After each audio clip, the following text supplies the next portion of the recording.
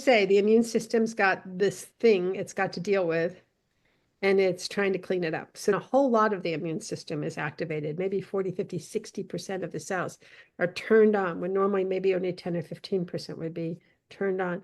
That's a lot of energy production.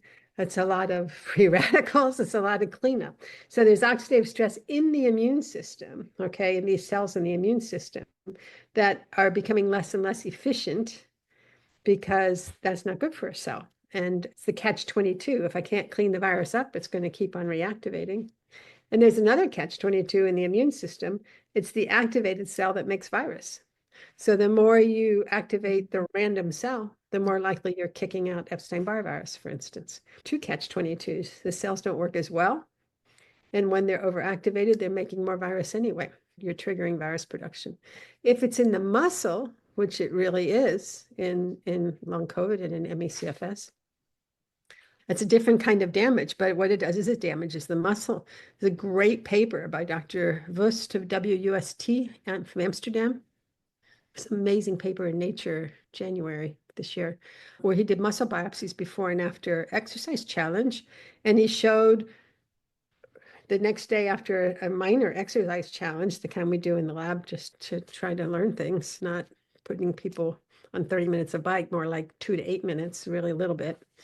And yet there was muscle breakdown, necrosis, inflammation, too few mitochondria, a whole lot of oxidative stress, all this stuff he could demonstrate in a very visual way with this before and after needle biopsy of the muscles. So that would be the muscle.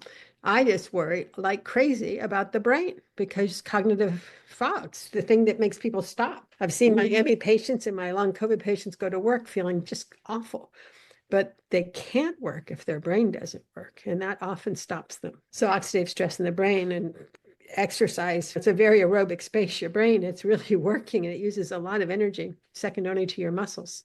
It's pretty quick to clean up, pretty quick to accumulate free radicals and have oxidative stress. And some very nice images of that using MRS spectroscopy that show lactate, which is when you get a cramp in your muscle because you were running, if you might remember those days back when, that's too much lactate building up in your muscle and you're getting a Charlie horse or a cramp in your muscle. Well, that happens in your brain.